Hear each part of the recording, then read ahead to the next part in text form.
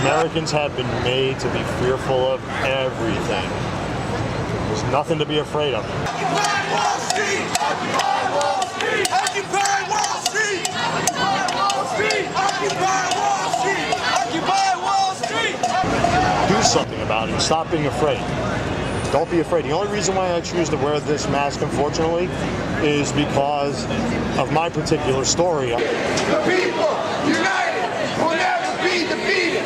The people united will never be defeated. The people united will never be defeated. It is a country of we the people. The preamble in the Constitution starts, we the people, you know? Any government should be afraid of the people. We put these politicians in place through votes. We should have the power to vote them out. Shouting the battle cry of freedom, and although they may be poor, not a man shall be a slave.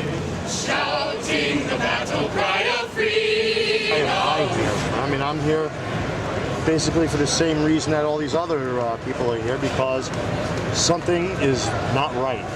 Something with this country is definitely gone wrong.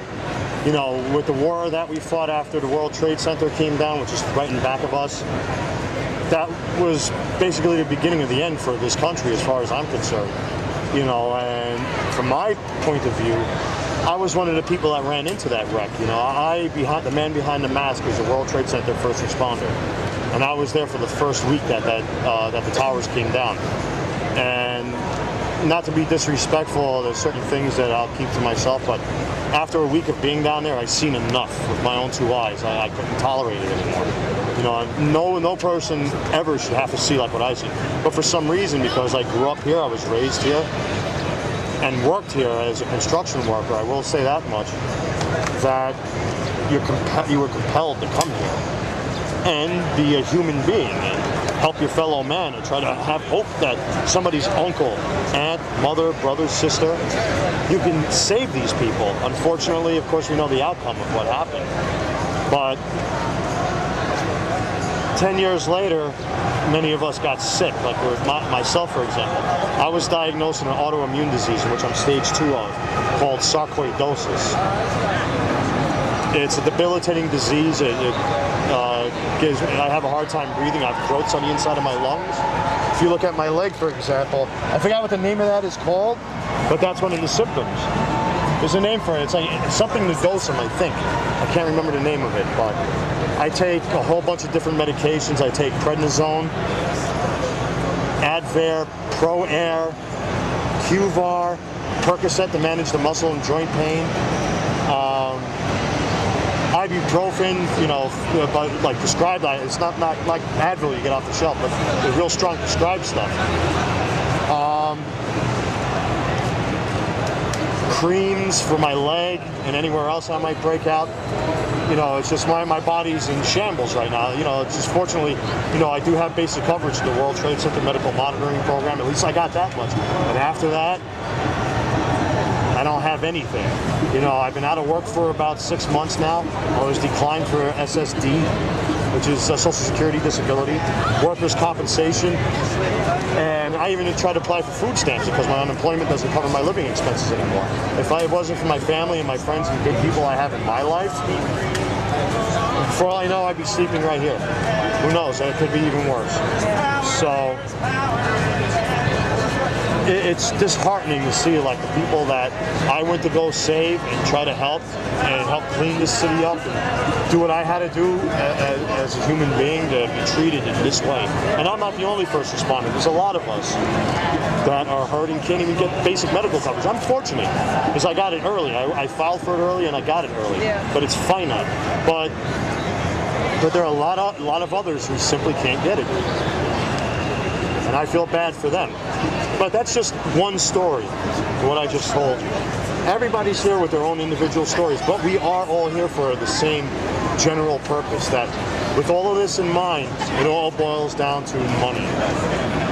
It all boils down to us not being able to pay for living expenses. It all boils down to having to pay. We all know it's wrong, especially here in New York City. And I direct this to all you New Yorkers out there. You know what's going on. You know what's wrong. You know these rents are high. You know the milk prices are high. You know the groceries are high. The Port Authority is raising their fares 3 o'clock in the morning tomorrow. You know it's wrong, yet you do nothing about it. Get out there. You know it's wrong. Stop living in fear. Stop allowing the cops to intimidate you. Stop allowing the press to coerce you into fear. Even on the subways, if you see something, say something. It's meant to belittle you and keep you afraid. So get out there and do something about it like we are. Like all these people are, man. We're all humans, man. We all got hearts, we all got brains, eyes, and skin. And the only thing that may make us different is the clothes we wear and the language we speak. But otherwise, we're all the same. So, you know, get out there, man, and try to make this planet a better place for all of us, you know? As far as World Trade Center 7 goes, it's a very touchy 50-50 subject because, you know, being what happened right over there, you know, only a block or two away, you know, you could see everything at an extreme. So the possibility of that thing coming down the way it did because of planes flying in there and the rest of the buildings coming down, maybe the ground was weakened, I could accept that as an answer. But the man behind the mask, who has been doing this for 13 years and has watched buildings being demoed, it just, and I've compared it, and I've seen experts and professors compare World Trade Center 7 to professional demolition experts that are literally pancaked on itself hours after it happened. Now, the going story, according to myth, is that the spire from the top of the Trade Center, I think Trade Center 1 had the spire on it, I believe, if I'm not mistaken, happened to pierce the building, through the top of the building, all the way down, and hit an oil tank. Now, think about that, what the odds are of that. It's like dropping a penny off the Empire State Building and trying to land in a little hole that's on a sewage plate and going through it. You know the odds of that? It's impossible. So, from my point of view, as far as Building 7 is concerned, I'm telling you, that thing had to be brought down, and I can back up my claim why I say that. Because within the building, and I've done my research, the IRS was in there, the CIA was inside there, there was a couple banks in there, I forget, Solomon Brothers was in there, I'm trying to think who else, there's a bunch of banks basically. Yeah, Secret Service was in there. So, in accordance with that story, with that Richard Blee guy I was telling you about, that CIA operative. Yeah, Richard Blee. Who I think. That's a name that needs to get out there. You know, actually there's a video out there about him through Anonymous that's floating out there on the internet somewhere, but with that whole Richard Blee thing, and if they were trying to recruit these guys as operatives, even if they were in our borders, don't you think if they wanted to really cover it up with a building like that, what's contained inside there? Sounds a little funny to me, don't you think? So what do you say about the hijacker's passport that was found in the Oh yeah, that's another thing too. Now, being that I was down here the first week on the pile, on top of the towers, on top of the Marriott, going into the parking garage, I was all over this thing the first week of the Trade Center. Let me tell you, nothing was in one piece. Nothing. Clothing. I won't be disrespectful. I'll try to, you know, because once I start talking about it, emotions come out, but nothing was whole. Paper, desks, steel, I mean anything, nothing was whole. How can a passport this big, in a 110-story building, after this thing both buildings came down with fire and flames, survive unscathed? That thing must have been made out of something from Krypton, like Superman's cape. It doesn't sound right. Now, you put all this together, I don't know, it sounds like somebody's trying to hide something from the rest of us. That's why the pictures and the videos from the Pentagon have been suppressed. There's like 2 videos out there. And from what I've done with my research, I heard there's like 80-something videos out there. Where are the rest of them? Obama's supposed to be our hero. Don't you think after 10 years they would release all that stuff?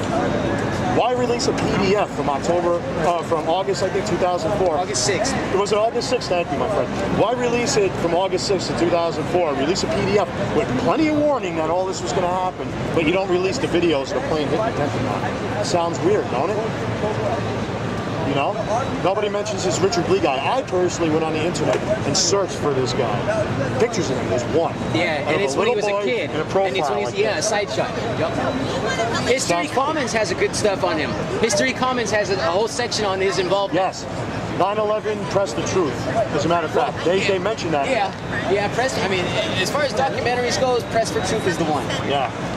And then the stuff on Richard Lee, there's a lot of stuff on History Comments. Paul Thompson is an 9/11 hero, in my opinion. He's not because he was here, but because what he's done to piece together all the timeline, the 9/11 timeline. Yeah, what it's the called. I read 9/11 that. timeline. Very good. By He Paul points Thompson. out so much indiscrepancy in that timeline. If Paul Thompson ever sees this, I'll tell you what, vote for that guy for president. Yeah, if it weren't for him, that information would have never came out. He put it all together. He took time to put it all together. See, now from an Anon's point of view, you see what we just did? An exchange of information. Now, of course, Anonymous within themselves are always fighting for the freedom of information, freedom to share and exchange information. There are people out there that would try to stop us from finding out what we just discussed. And that's one of the reasons why even Anonymous is here right now, to share all this information, share things that, that we might know that somebody else don't know. But there are people out there that are trying to stop that from happening. People want to keep there are a lot of people out there who want to keep you quiet. They don't want to hear about the things like I see. I could be graphic and tell you what I dealt with over there at that site. I won't do it because it's disrespectful, but I can if I choose to, and if I want to, and I will when the time is right.